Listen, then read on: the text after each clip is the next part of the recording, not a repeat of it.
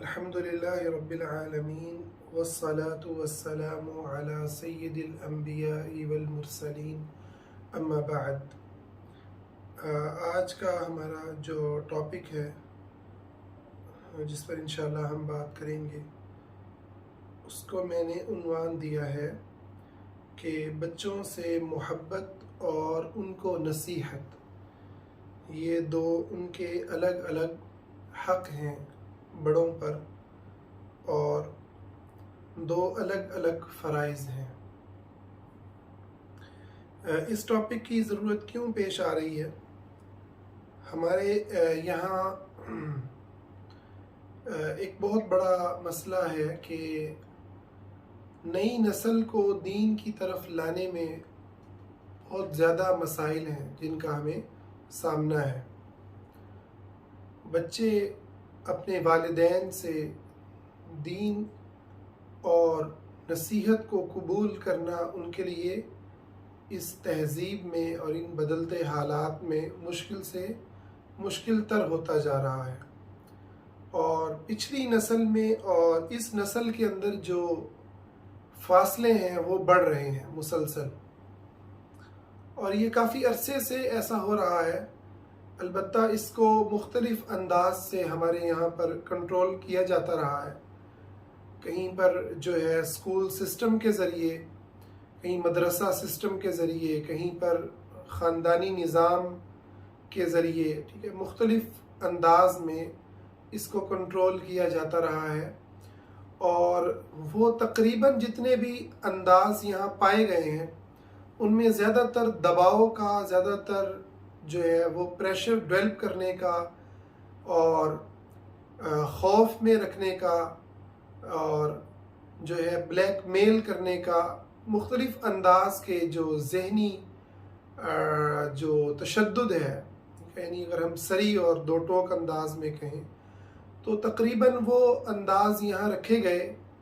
کہ ہم ان پچھلی جو نسل ہماری گزری، اور مطلب بر صغیر کی شاید کلچر کا یہ حصہ ہے، تو یہ جو عمل ہے یہ خاصا عرصے سے چلا آ رہا ہے یہاں، کہ یہاں جو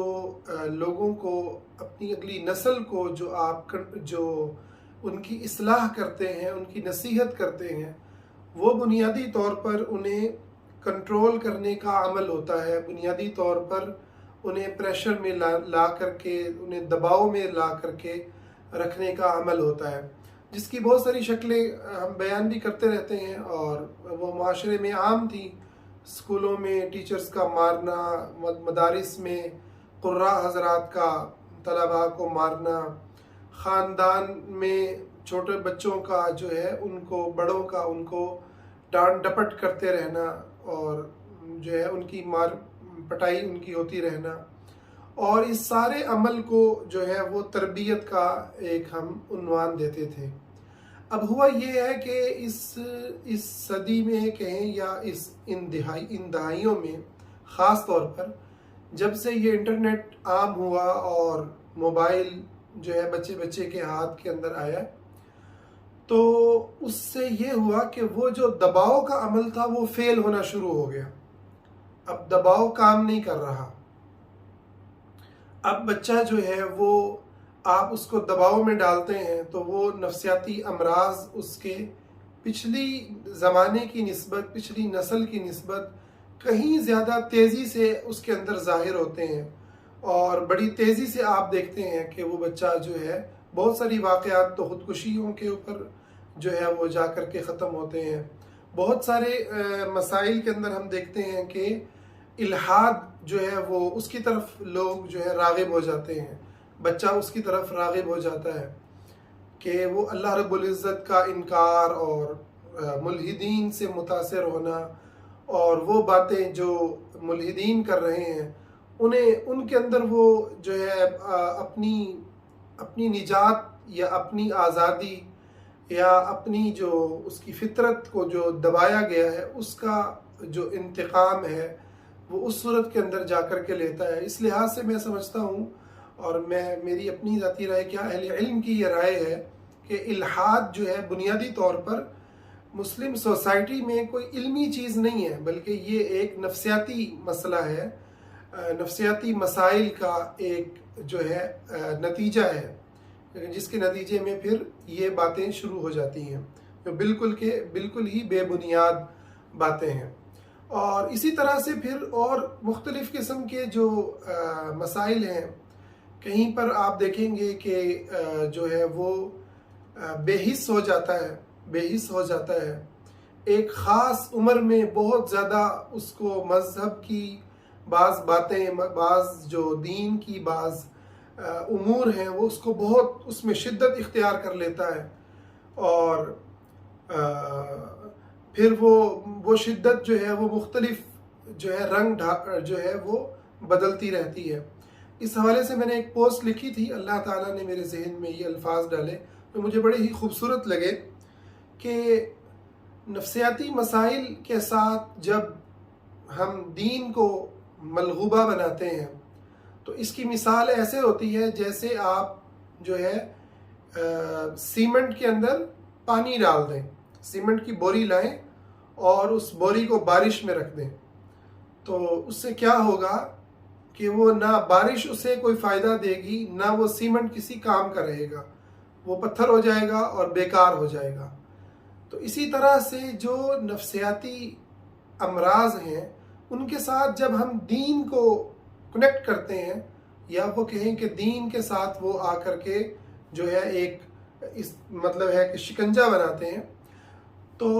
وہ نفسیاتی امراض جو ہیں وہ نتیجہ یہ نکلتا ہے کہ دین کو بھی ناکام کر دیتے ہیں، اور وہ شخصیت تو ناکام ہوتی ہی ہوتی ہے۔ دین کو ناکام کرنے کا یہ معنی نہیں، نعوذ باللہ، کہ دین ناکام ہو جاتا ہے، مطلب یہ کہ اس شخص کو دین فائدہ نہیں دیتا، وہ سمجھ رہا ہوتا ہے کہ میں دین کے اوپر ہوں اور میری یہ شدت اللہ کی وجہ سے ہے، حالانکہ اس کی یہ شدت اللہ کی وجہ سے نہیں ہوتی، بلکہ اس کی شدت اس کی کچھ نفسیاتی امراض کی وجہ سے ہوتی ہے۔ اس کا آپ مشاہدہ کرنا چاہیں تو معاشرے میں بہت زیادہ دیکھا جا سکتا ہے۔ مثال کے طور پر پردے کے اوپر، چہرے کے پردے کے اوپر، جو کہ خود ایک اجتہادی اختلافی مسئلہ ہے، آپ دیکھیں گے کہ دیندار جو گھرانے ہیں وہاں بڑا جو ہے شدت پائی جائے گی اس کے اوپر، تو یعنی ہم یہاں تک سنتے رہے کہ جو پردہ نہیں کرتا وہ جو ہے وہ نعوذ باللہ، یعنی ان کے اوپر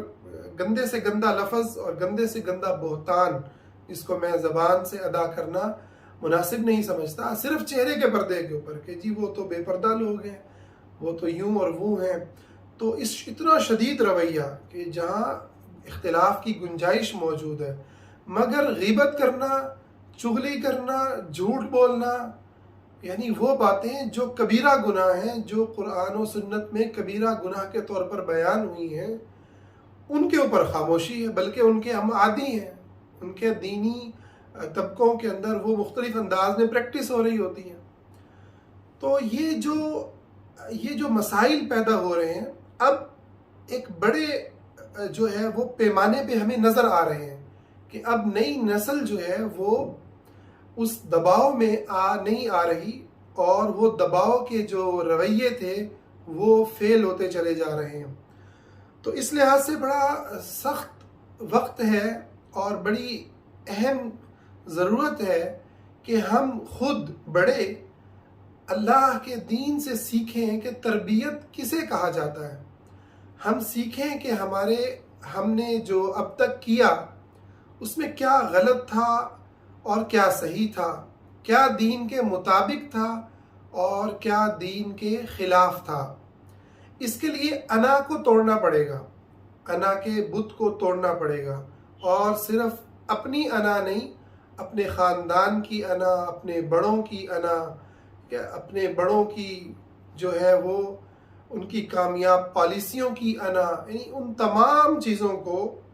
بالکل اسی طرح جس طرح ہم نے الحمدللہ عقیدے کی روشنی میں ایک لمبا سفر کیا ہے امت نے اور کر رہی ہے، خاص کر کے ہمارا معاشرہ، کہ اگر ہمارے بڑوں میں کوئی ایسی چیز تھی کہ جو شرک کی نوعیت کی تھی، شرک کے قبیل سے تھی یا بدعت سے تعلق رکھتی تھی، تو اس کو ہم نے آج چھوڑ دیا۔ کتنے ایسے لوگ آپ کو ملیں گے جن کے آباء و اجداد جو ہے وہ بعض شرکیہ کام کرتے، قبروں پہ جا کر کے جو ہے منتیں ماننا، چڑھاوے چڑھانا اور ان سے دعائیں کرنا، اس قسم کے کام کرتے تھے، اور نئی نسل نے یہ سمجھ لیا کہ یہ جو بڑوں سے عمل ہوئے یہ جو ہے درست نہیں تھے۔ بالکل اسی طرح اب ہمیں اپنے جو بڑوں کی تربیت کے جو رویے تھے، جو طریقے تھے، جو اسلوب تھے، ان کے اوپر بھی نظر ثانی کرنی ہے کہ وہ کیا تھے اور ہمیں کیا جو ہے وہ ہمیں کیا طریقہ اختیار کرنا ہے۔ اس حوالے سے آج جس میں ٹاپک کو آپ کے ساتھ چھیڑ رہا ہوں وہ ہے کہ بچوں کا یہ حق ہے کہ ان سے محبت کی جائے، اور بچوں کو چھوڑیے بلکہ رشتوں کا یہ حق ہے، رشتوں کا یہ حق ہے کہ ان سے محبت کی جائے، ان سے صلہ رحمی کی جائے، ٹھیک ہے، ان سے تعلق کو نبھایا جائے اور حسن سلوک کیا جائے۔ اور رشتوں کا ہی ہم پر یہ ایک اور حق ہے، یہ بھی دین نے ہی ہم پر عائد کیا ہے کہ ہم نصیحت کریں، ہم برائی کو دیکھیں تو برائی کو جو ہے بدلنے کی کوشش کریں اور نصیحت کے ذریعے ہم لوگوں کو دین کا پیغام جو ہے پہنچائیں۔ اچھا، یہ دو الگ الگ چیزیں ہیں، دو بالکل الگ الگ چیزیں ہیں، ان کے اندر کہیں کہیں جو ہے وہ جو ہے یہ ملتی بھی ہیں، ان کے کہیں پر پیٹرنز جو ہیں وہ ملتے بھی ہیں، انشاءاللہ اس پر بھی ہم بات کرتے ہیں، مگر یہ بنیادی طور پر دو الگ چیزیں ہیں۔ اس کو ہم قرآن مجید سے دیکھتے ہیں، اللہ تعالیٰ کا فرمان ہے وَبِالْوَالِدَيْنِ إِحْسَانًا، والدین سے احسان کرو، اور اسی طرح قرآن مجید میں کئی مقامات پر اللہ تعالیٰ نے فرمایا وَإِن جَاهَدَاكَ عَلَىٰ أَن تُشْرِكَ بِي مَا لَيْسَ لَكَ بِهِ عِلْمٌ فَلَا تُطِعْهُمَا وَصَاحِبْهُمَا فِي الدُّنْيَا مَعْرُوفًا، کہ اگر وہ دونوں، یعنی یہ جو رشتہ ہے والدین کا، اگر یہ تمہیں مجبور کریں شرک کرنے پر تو ان کی اطاعت مت کرو، ان کی بات کو مت مانو، اور نیکی میں ان کا ساتھ دو، اچھائی کے اندر ان کے ساتھ رہو، اور حسن سلوک مشرک کے ساتھ بھی کرو۔ ام حبیبہ رضی اللہ تعالیٰ عنہ نے نبی علیہ السلام سے پوچھا، جبکہ ان کے والد ایمان نہیں لائے تھے، کہ کیا میں ان کے ساتھ احسان کروں؟ کہ تو آپ نے ان کو احسان کرنے کا حکم دیا کہ ہاں آپ ان کے ساتھ احسان کریں۔ تو رشتوں کے ساتھ نبھا کرنا، چاہے وہ کافر ہی کیوں نہ ہو، یہ اسلام کی تعلیم ہے کہ آپ ان کے ساتھ جو ہے وہ صلہ رحمی کریں، ان کی مدد کریں، ان کے ساتھ کھڑے ہوں، بیماری میں، مشکل میں آپ ان کے جو ہے ساتھی ہوں۔ اور نصیحت کرنی ہے، وہ بھی ایک پورا الگ سے حق ہے، اور اس کے پورے اصول اور قواعد ہیں۔ جیسے ایک قاعدہ یہ ہے فَذَكِّرْ إِن نَفَعَتِ الذِّكْرَىٰ، آپ نصیحت تب کریں کہ جب نصیحت فائدہ دے، جب نصیحت فائدہ دے، تو نصیحت تب کیا کریں جب وہ فائدہ دے۔ اگر کوئی نہیں مان رہا تو اللہ نے کیا فرمایا لَسْتَ عَلَيْهِمْ بِمُسَيْطِرٍ، آپ ان پر داروغہ نہیں ہیں۔ اچھا، یہ تو ایک بنیادی سی ایک ہم نے بنیاد رکھی کہ محبت ایک الگ اور تعلق نبھانا ایک الگ چیز ہے اور نصیحت کرنا ایک الگ چیز ہے۔ اچھا، یہ کہیں پر مکس بھی ہوتے ہیں۔ مثال کے طور پر اگر رشتے کفر اور شرک کے درجے کو پہنچے ہوئے ہیں، بالکل کھلا کفر کرنے والے ہیں، تو پھر ان کے ساتھ دلی محبت، وہ محبت کہ جو اہل ایمان کے ساتھ ہونی چاہیے، وہ ان کے ساتھ حرام ہے۔ مگر اس کا یہ مطلب نہیں ہے کہ وہ فطری محبت جو اللہ نے والدین کے لیے رکھی ہے، رشتوں کے لیے رکھی ہے، کہ وہ بھی نہیں پائی جائے گی۔ نہیں نہیں، یہاں جس محبت کی نفی کی گئی ہے وہ ایمانی محبت ہے، جو اہل ایمان کے ساتھ رکھنے کا حکم ہے، ٹھیک ہے۔ وہ محبت آپ نہیں رکھ سکتے، مشرک کا جنازہ نہیں پڑھ سکتے، مشرک کے لیے دعائیں مغفرت نہیں کر سکتے، ٹھیک ہے۔ مسلمانوں کے مقابلے پر اگر کوئی رشتہ دار آ چکا ہے تو پھر آپ کو ان سے لڑنا بھی ہوگا تو آپ لڑیں گے، جیسا کہ حدیث میں آتا ہے ابو بکر صدیق رضی اللہ عنہ کے بیٹے جب مسلمان ہوئے تو کہنے لگے کہ بدر میں آپ میری تلوار کے نیچے کئی بار آئے مگر میں نے آپ کو چھوڑ دیا کہ میرے ابا ہیں، اور آپ نے فرمایا کہ اگر تم میری تلوار کے نیچے ایک بار بھی آتے تو میں تمہیں کبھی نہ چھوڑتا، تو جو یعنی اللہ کا باغی بن کر سامنے آ گیا ہے، ماننے سے بالکل انکاری ہے، اس کے ساتھ ایک اور معاملہ ہے، پھر میدان جنگ میں کود پڑا ہے، اس پہ حجت قائم ہو چکی ہے، اس کے ساتھ یقیناً پھر دشمنی کا اظہار بھی ہوگا، جیسا کہ ابراہیم علیہ السلام نے کیا، دینی نفرت کا اظہار بھی ہوگا، لیکن اس کا یہ مطلب نہیں ہے کہ وہ فطری محبت جو اللہ نے رشتوں میں رکھی ہے اس کی نفی ہو جائے گی۔ اچھا، ابراہیم علیہ السلام جو اپنی قوم اور اپنے باپ سے برات کرتے ہیں، وہ بھی جو ہے ان کے دل میں بھی اپنے والد کے لیے یہ درد اور یہ تکلیف موجود ہے، ٹھیک ہے، اور وہ انہیں جاتے ہوئے کہتے ہیں کہ میں آپ کے لیے جو ہے اللہ سے دعا کروں گا، ٹھیک ہے، آپ کے اوپر سلام ہو،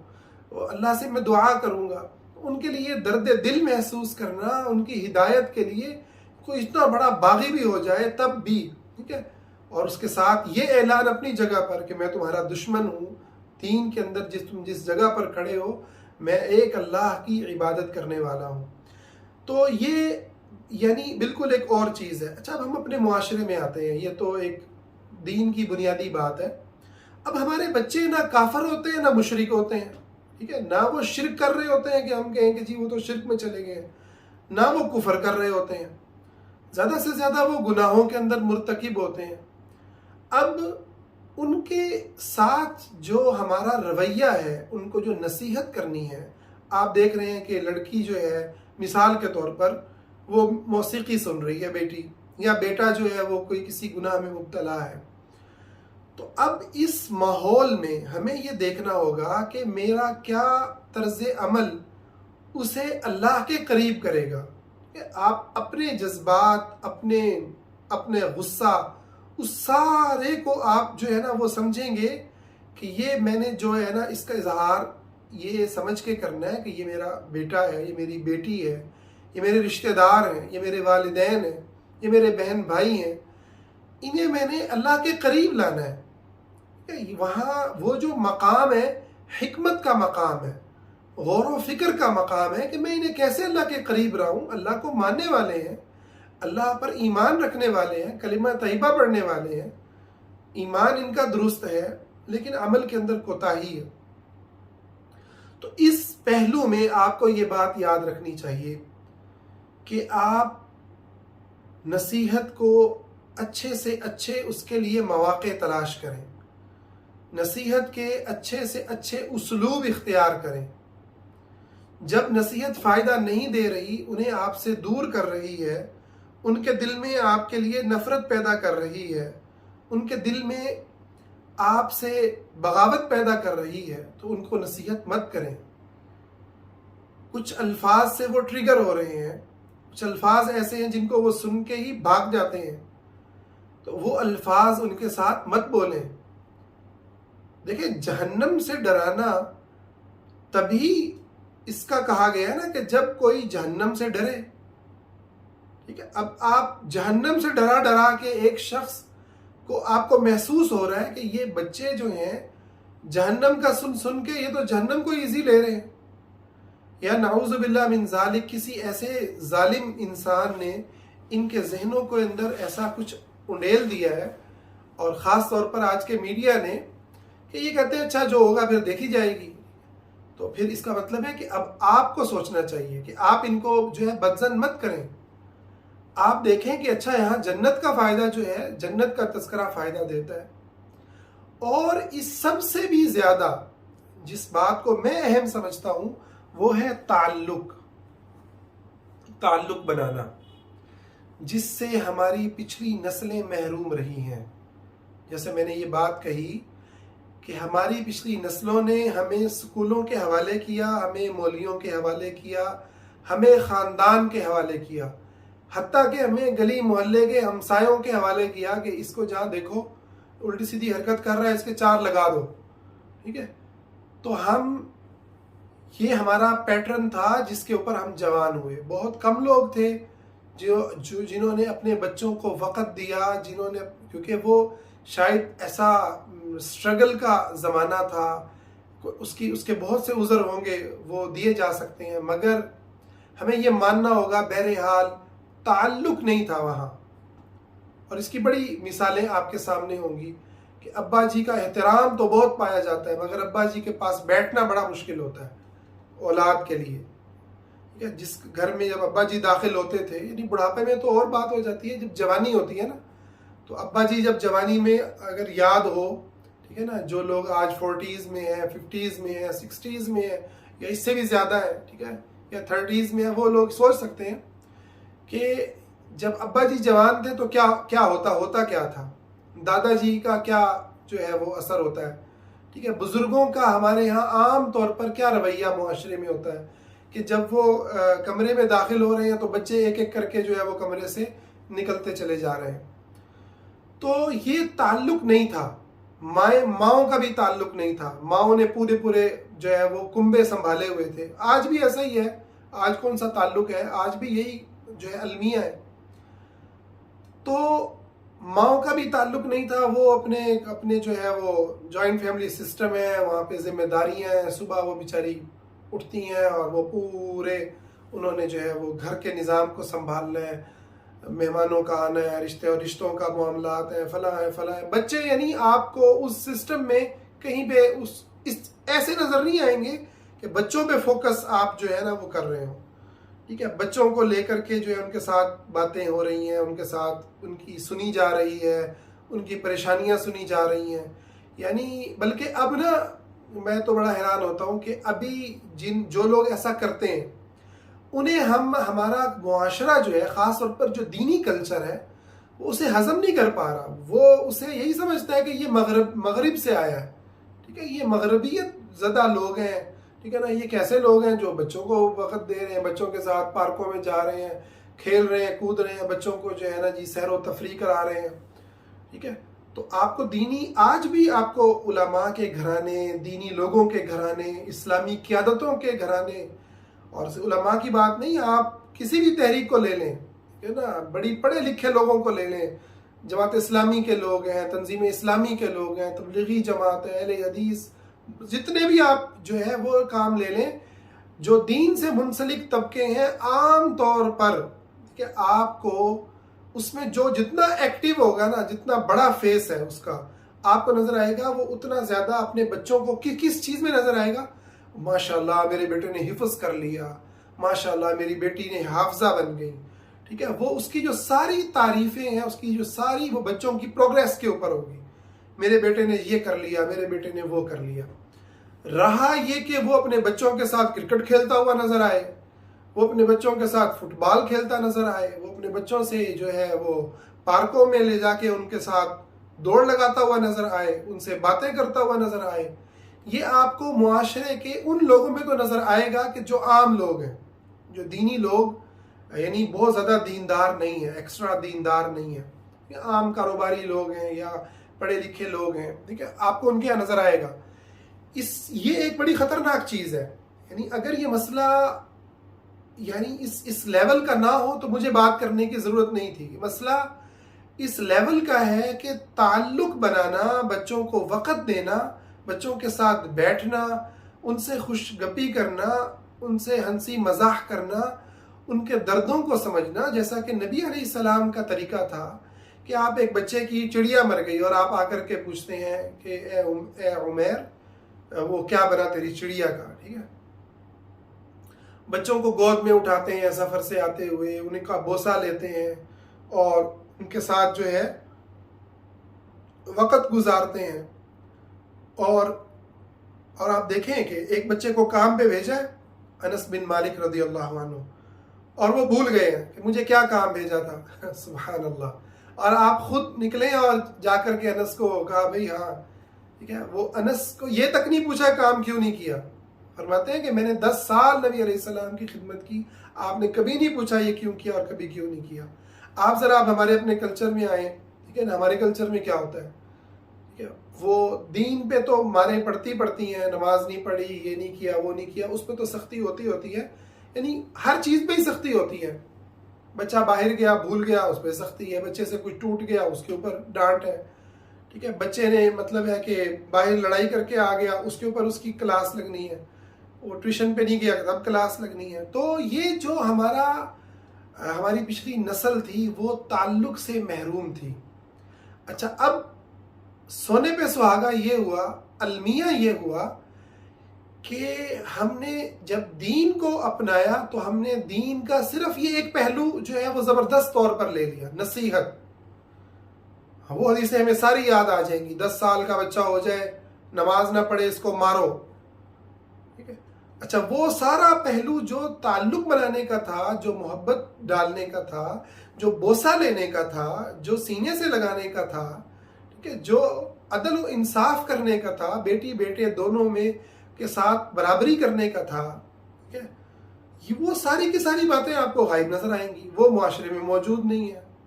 ٹھیک ہے۔ دیندار بندہ جو ہے وہ کہے گا یار میں مطلب 100 کام ہے، ٹھیک ہے، کمانے والا کہے گا یار میں کماؤں کہ ان کو لا کے جو ہے نا ان کی یہ ضروریات پوری کرتا پھروں۔ اور حقیقت میں یعنی ہمارے نفسیاتی امراض ہیں جو ہمیں اس تعلق سے محروم کیے ہوئے ہیں، اور ہم اس تعلق کو بھرنے کی بجائے ہم ملامت، لان تان، سوشل میڈیا کو برا بھلا کہنا، انٹرنیٹ کے اوپر غصہ نکالنا، نئی نسل کو جو ہے وہ کوسنے دینا، ٹھیک ہے، ہم اس طریقے سے اپنے آپ کو مطمئن کرتے ہیں یا اپنی بھڑاس نکالتے ہیں کہ جی اب تو نئی نسل جو ہے بس اللہ ہی اس کا حافظ ہے۔ حالانکہ ہمیں اس وقت ضرورت یہ ہے کہ نصیحتیں بہت ہو چکی ہیں، آپ نصیحت بلکہ اوور ڈوز ہو چکی ہے، بلکہ نصیحت کا تو ہمیں طریقہ بھی نہیں آتا۔ ہم تو نصیحت اس ٹائم پہ کرتے ہیں کہ جب نصیحت نہیں کرنی ہوتی، جب نصیحت سے بچہ جو ہے وہ جو ہے نا غصے میں آئے، ہم تو اس ٹائم نصیحت کرتے ہیں۔ یعنی بچہ گناہ کر رہا ہے، فرض کرے، اور گناہ بھی کون سا، وہ نعوذ باللہ زنا کرتا ہے، چھوٹی چھوٹی باتوں کے اوپر اس کو تھپڑ پڑ جاتے ہیں، اس کو ڈانٹ پڑ جاتی ہے، اس کی بے عزتی ہو جاتی ہے۔ تو یہ اسلام کا طریقہ نہیں ہے۔ اول تو یہ سیکھنے کی ضرورت ہے پورا کہ ہم دعوت کے اسلوب کو سیکھیں، نصیحت کرنے کے انداز کو سیکھیں، کہ اپنی تربیت کریں۔ اور دوسری جو بڑی بات ہے وہ یہ ہے کہ ہم یہ مانیں کہ بچے کا یہ جو حق ہے تعلق کا، یہ ہم نہیں دے رہے۔ یہ ہمارا دینی طبقہ اپنے بچوں کو، اپنی نسلوں کو نہیں دے رہا، ٹھیک ہے۔ اور اب جو آخری بات اور اس سارے موضوع کا جو آخری خلاصہ تھا وہ یہ تھا کہ یہ دونوں الگ الگ چیزیں ہیں، نصیحت اور تعلق، محبت اور نصیحت۔ اس کی میں ایک مثال دیتا ہوں۔ نبی صلی اللہ علیہ وسلم کے معاشرے میں گناہ بھی پائے گئے مسلمانوں سے، بچوں کا تو بالکل ہی اور معاملہ ہوتا ہے نا، ہم تو اللہ نے اس کو مکلف نہیں کیا، ابھی نابالغ ہوتا ہے تو ہم اس کے اوپر مسلط کر دیتے ہیں کہ چل بھئی تو حفظ کر، اور حفظ بھی ڈنڈے کے ساتھ کر۔ اللہ نے تو اس کو یہ بھی نہیں کہا کہ تو نماز پڑھ اس عمر میں، کہ نماز بھی اس کو جو ہے وہ 7 سال کا ہو کے نصیحت ہے، اور ہماری کوشش ہوتی ہے یہ پیدا ہوتے ہی اس کو حفظ کروا دیں،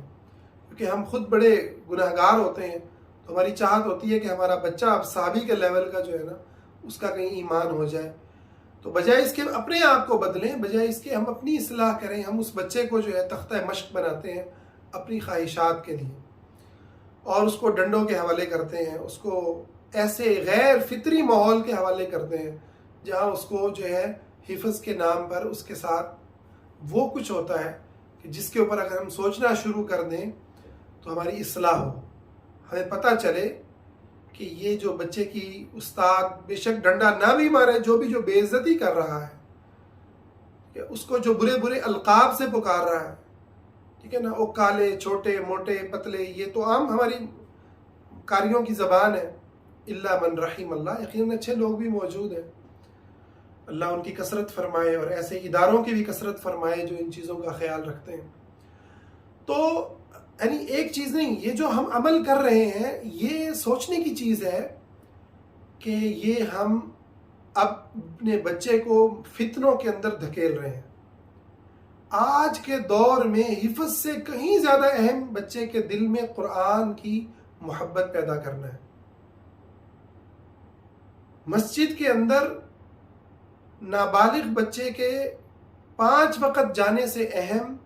مسجد سے اس کے دل میں محبت، مسجد کے لیے محبت پیدا ہونا ہے، اللہ سے اس کا تعلق قائم ہونا، اللہ کے بارے میں اس کا سوچنا، جنت کا اس کے ذہن کے اندر ایک کانسیپٹ بیٹھنا، اور اچھائی اور برائی کا جو تصورات ہیں اس کا اس کے اندر جو ہے پایا جانا، یہ اہم ہے۔ یہ اہم نہیں ہے کہ وہ کتنے سپارے کر کے بیٹھ گئے، آپ نے پھر جو ہے وہ آمین کرنی ہے، سارے خاندان کو بلا کے بتانا ہے کہ میرا بیٹا تو ماشاءاللہ حافظ قرآن ہو گیا، چاہے اس کے ساتھ بہت کچھ ہو چکا ہو۔ یعنی یہ حقیقت ہے کہ بچوں کے ساتھ جنسی تشدد سے لے کر، ضروری نہیں ہے کہ وہ کسی استاد کی طرف سے ہو، بچوں کے آپس کے اندر، یعنی جب آپ ڈپریشن میں رکھتے ہیں بچوں کو، جب بچوں کو ڈنڈے پڑتے ہیں تو ان کا ڈپریشن پھر اس طرح کی حرکتوں سے نکلتا ہے، پھر وہ اس طرح کی ابیوز کا شکار ہوتے ہیں، ٹھیک ہے؟ چاہے وہ جسمانی ابیوز ہو، چاہے وہ اس کا روحانی ابیوز ہو، اس کی عزت نفس کو مارا گیا ہو، اس کو جو ہے وہ گالم گلوچ جو ہے نا کیا گیا ہو، اس کے ساتھ کسی بھی قسم کی زیادتیاں کی گئی ہوں، جو کہ صرف مدارس میں نہیں، سکول اور کالجز میں بھی ہوتا ہے۔ یہ نہیں ہے کہ صرف سکولز میں زیادہ ہوتا ہے، خاص طور پر جو گورنمنٹس کے سکول ہیں جہاں پر جو ہے وہ رزلٹ انہوں نے دینا ہے اور اس کے لیے جو ہے وہ تختہ مشق بنا کے بچے کا حشر کرنا ہے اور رزلٹ اس نے دینا ہے استاد نے۔ اب تک تو یہی روٹین رہی ہے۔ پرائیویٹ سکول ذرا تھوڑا کچھ بہتر ہوتے ہیں تو، لیکن ان کے بھی اپنے اسلوب ہوتے ہیں، ان کے بھی، وہ بھی اسی سوسائٹی سے نکلے ہوئے لوگ ہیں، وہ بھی مارے کھا کے جوان ہوئے ہوئے لوگ ہیں، ان کو بھی تو پرنسپل اور سسٹم جو ہے لالچ دے کے قابو کرتا ہے، اندر سے تو محبت ان کے بھی نہیں آ رہی ہوتی۔ اسی لیے بہترین سسٹم اس وقت وہ ان سکولنگ کا ہے، وہ ہوم سکولنگ کا ہے، کہ آپ اپنے بچوں کو ایسے اداروں میں لے کر کے جائیں جہاں سکول کی جو برائیاں ہیں، سکول کی جو قباحتیں ہیں، جو رزلٹ دینے کی جو دوڑ ہے، جو پروگریس دکھانے کی دوڑ ہے، اس سے آپ بچے کو نکالیں۔ پریشر کوکر میں اس کو ڈالا ہوا ہے، وہ اس نے نصیب ہی اس کو جو ملے گا، رزق تو اس کو وہی ملے گا۔ ان ڈگریوں سے وہ کہیں اچھی ڈگری اور اچھے نمبر لے سکتا ہے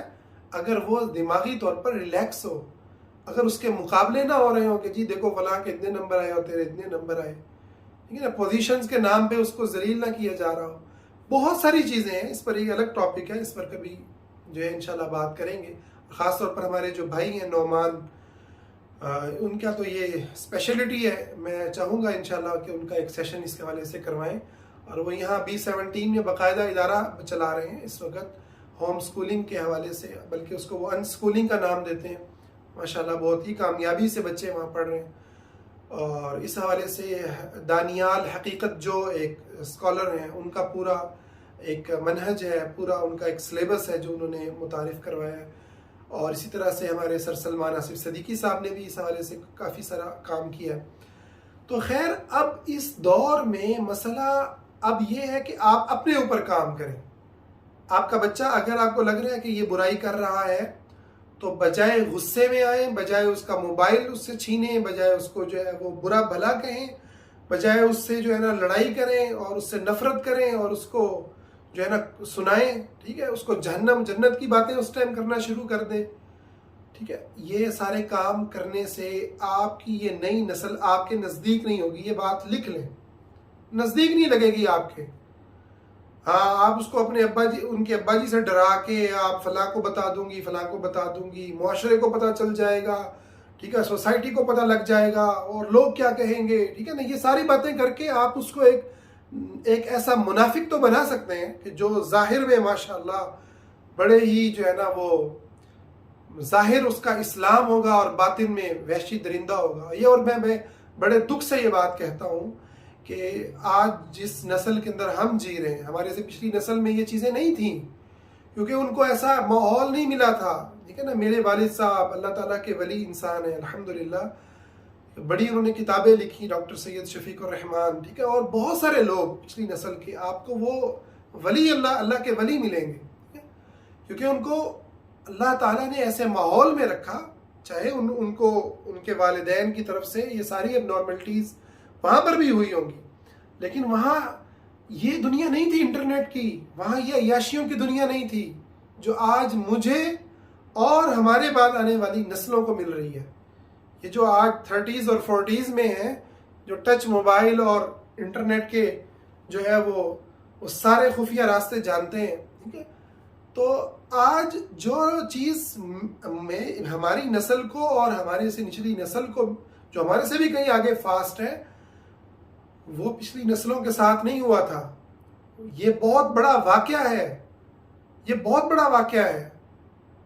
تو آج اگر میرے اوپر دباؤ آئے گا، مجھے نیک بنانے کے طریقوں میں بلیک میلنگ کے طریقے، پریشر کے طریقے، مار پیٹ کے طریقے، ڈرانے کے طریقے اپنائیں گے، تو ایک میں آپ کو کنفرم بتاتا ہوں، منافق نسل تیار ہوگی، جن کے چہروں پہ داڑیاں ہوں گی، چہروں پہ پردے ہوں گے، اور اندر سے وہ اللہ کے نافرمان، اللہ سے ڈرنے والے نہیں ہوں گے۔ تو بڑی سخت ضرورت ہے کہ آج ہم اپنی نسل کے ساتھ، اگلی آنے والی نسل کے ساتھ تعلق بنائیں۔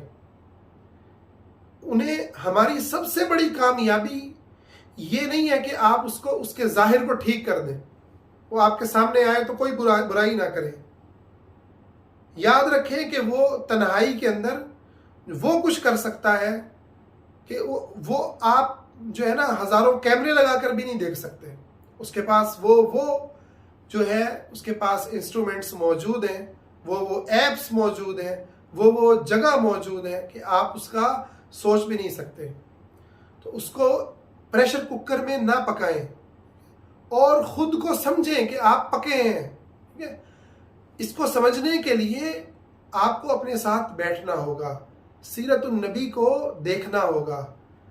اپنے ساتھ ہونے والے حالات اور واقعات کو اس کا تجزیہ کرنا ہوگا۔ اپنے ساتھ بیٹھیں، اپنے بہن بھائیوں میں بیٹھیں،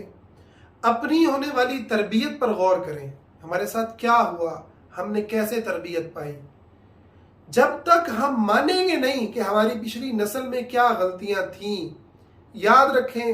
ہم جب تک اپنی انا کے بت کو نہیں توڑیں گے، ہم خود کو صحیح نہیں کر سکیں گے، اور اپنے بچوں کی، اپنی اگلی نسل کی تربیت بھی نہیں کر سکیں گے۔ یہ بات آپ لکھ لیں۔ جب تک ہم مانیں گے نہیں نا کہ ہمارے جن استادوں نے کان پکڑا کے مرغے بنا کے ڈنڈے مارے وہ مجرم ہیں، جب تک یہ آپ منہ سے لفظ نہیں نکالتے اور یہ آپ کے دل سے نہیں نکلتا کہ اللہ نے ان کو یہ حق نہیں دیا تھا، اللہ نے ان کو یہ اجازت نہیں دی تھی، غیر انسانی حرکتیں کی ان لوگوں نے، جنہوں نے قرآن کے نام پہ مارا، جنہوں نے سائنس پڑھانے کے نام پہ مارا، انگلش کے ٹینسز پڑھانے کے نام پہ مارا، میتھ کے فارمولے یاد کروانے کے نام پہ مارا، یہ سب کے سب غیر فطری ظلم کرنے والے لوگ تھے۔ ہاں، ہم انہیں عذر دیتے ہیں، ان کے ساتھ بھی یہی ہوا، لیکن اب آپ جب تک اس سارے عمل کو سیکھیں گے نہیں، مختلف جگہوں سے مختلف لوگ ہیں جو سکھا رہے ہیں، مختلف لوگ ہیں جو اس پر بات کر رہے ہیں، میرا جتنا علم ہے میں بول رہا ہوں، اور مجھے یقین ہے کہ میرے سننے والے مجھ سے کہیں زیادہ ان باتوں پر بات کر سکتے ہیں۔ صرف سوچنے کی دیر ہے، صرف دین کی رہنمائی میں دیکھنے کی دیر ہے کہ دین نے کہاں اجازت دی ان باتوں کی۔ بالکل اسی طرح جس طرح ہم نے ایک پوری نسل ہماری وہ اپنے والدین کے عقائد کے اوپر دیکھتی رہی کہ دین نے تو اجازت نہیں دی تھی ان باتوں کی، یہ تیجے 40ویں کنڈے فلاں فلاں، یہ ساری باتیں اللہ کے دین میں کہاں تھی؟ لوگوں نے ایجاد کر لی اور ہم نے ہمت کی، اس نسل نے کو چھوڑ دیا اس کو۔ اسی طرح آج کی اس نسل کو اپنے بڑوں کے، اپنی پچھلی نسل کے رویوں پہ غور کرنا ہے کہ کہاں کہاں وہ غلط تھے۔ جن بابا سے ڈرانے والی مائیں، اپنے ابا سے ڈرانے والی مائیں، ٹھیک ہے نا، تمہارے باپ کو بتا دوں گی، تمہیں یہ کر دوں گی، تمہیں وہ کر دوں گی،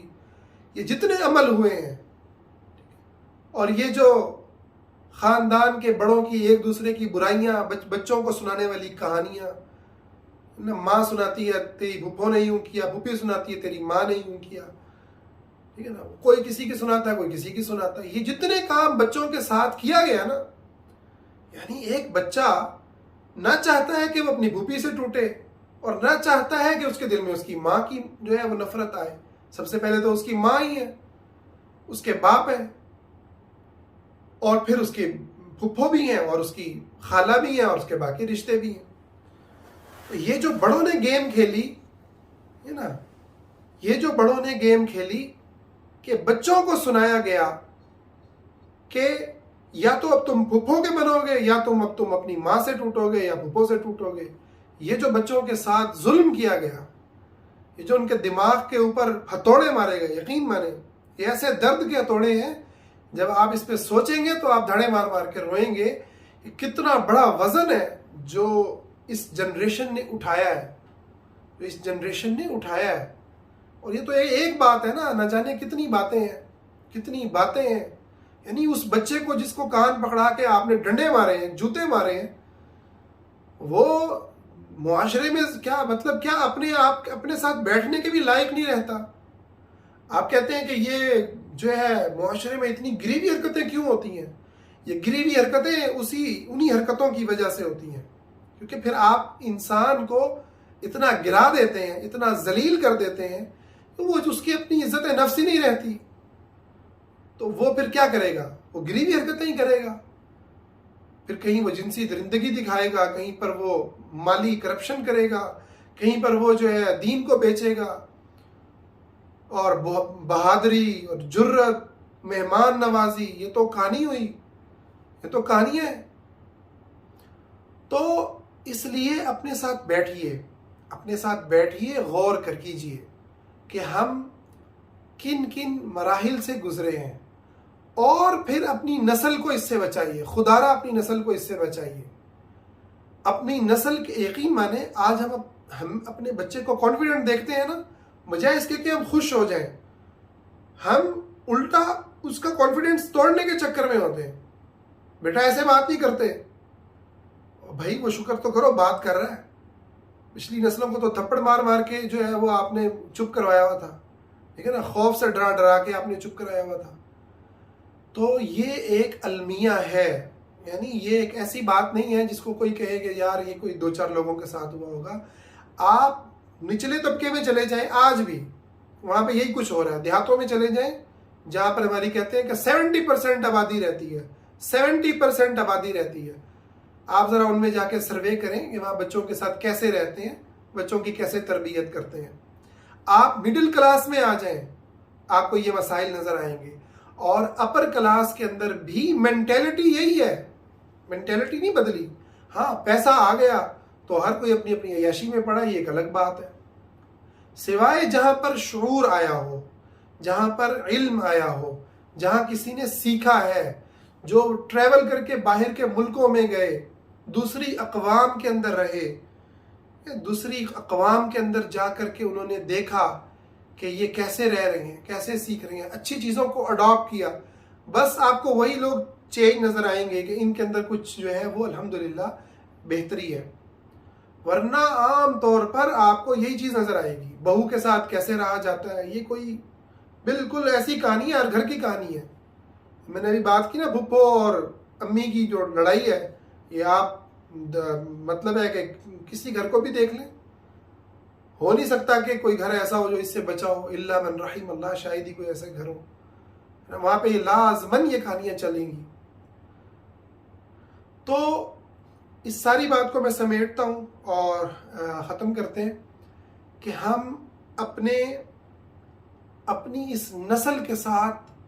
اس بات کو سمجھ لیں کہ محبت ان کا حق ہے، تعلق ان کا حق ہے،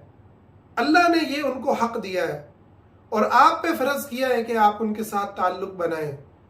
آپ ان سے محبت کریں، آپ ان کا بوسہ لیں، آپ ان کو اپنے ساتھ چمٹائیں، اور آپ برابری کریں، عدل کریں، کالے اور گورے میں فرق نہ کریں، اونچے قد اور چھوٹے قد میں فرق نہ کریں، لڑکے اور لڑکی میں فرق نہ کریں، بڑے اور چھوٹے میں فرق نہ کریں، سب کو برابر، سب کے ساتھ برابر محبت کریں، برابر تعلق رکھیں۔ اگر ہم اس کو اپنا لیتے ہیں، اگر ہم اپنی اس کمزوری کو سمجھ لیتے ہیں اور اس کو اپنا لیتے ہیں، تو انشاءاللہ مجھے یقین ہے کہ یہ جو نئی نسل کے اوپر الحاد اثر انداز ہو رہا ہے، یہ جو اس کو سوشل میڈیا چھین کے ہمیں ایک ایسی جہنم میں پھینکنا چاہتا ہے جہاں انسان خدا سے آزاد جی رہا ہو، جہاں مرد مرد سے شادی کرتا پھرتا ہو، عورت عورت سے شادی کرتی پھرتی ہو، جہاں باپ سے آزادی ہو، جہاں بھائی سے آزادی ہو، جہاں خاندانی نظام کو توڑ دیا گیا ہو۔ جو یہ مغرب ہمارے ساتھ کرنا چاہتا ہے، میں آپ کو یقین سے کہتا ہوں کہ اگر ہم نصیحت اور فتوے والی زبان کو چھوڑ کر اور اس کے صحیح اسلوب اور آداب کو سیکھ کر اصل ہم تعلق کے اوپر آ جائیں کہ جس کی ہمارے ہاں جو ناپید ہے، کمزوری نہیں ناپید ہے، تو انشاءاللہ مجھے یقین ہے کہ ہم اپنی نسلوں کو ایک اچھا مسلمان اور امت کا رہبر اور رہنما بنا سکیں گے۔ اللہ سے دعا ہے اللہ ہمارے حالوں پر اور ہماری اولادوں پر اور ہمارے بعد آنے والوں پر بھی رحم فرمائے، انہیں اس امت کا امام بنائے، انہیں اس دین کا مجاہد، عالم، داعی بنائے، حق پر قائم رہنے والا، حلال کمانے والا، حلال پر چلنے والا اور ایمان کی زندگی جینے والا بنائے۔ آمین یا رب العالمین۔